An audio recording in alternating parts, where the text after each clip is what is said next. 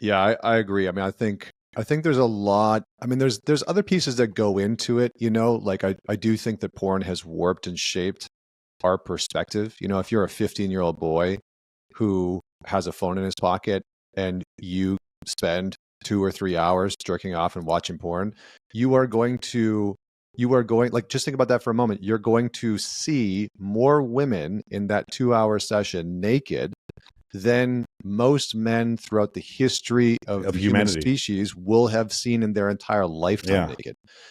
Like, and so it does create a kind of disproportionate expectation set on our side of performance, what not necessarily what we should get, but how we should perform as men, what's expected of us in the bedroom, what that looks like, how many women you should be able to bag on a weekly, monthly, or yearly basis.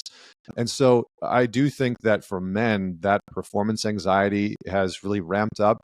And then it's easy, if you're a guy in that upper echelon that can go to a bar and pick up a woman, or can go on to Tinder or dating apps and pick up a woman. It's it's uh, it's one of those things where when you get into a committed relationship, in the back of your mind, you're like, but I could go out and bag anybody. I Yeah. know how easy it is to go pick up a chick at the bar Yeah. and bring her home.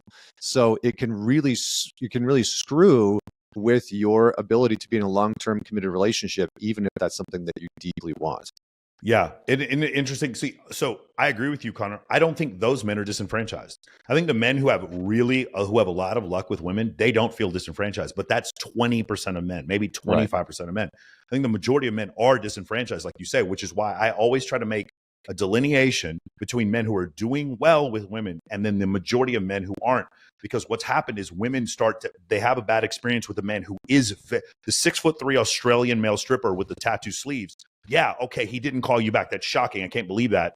And then they start to say, well, all men are like that. Meanwhile, we'll go to Chick-fil-A, we'll get our food from the cashier, and then I'll ask the girl right afterwards, can you describe the cashier for me? And she's like, I don't remember. Was there a cashier? I don't even remember what he looked like. I don't remember. They don't see them. They literally don't see these men that they're not attracted to. And then these men are like, those are the men that I feel are disenfranchised.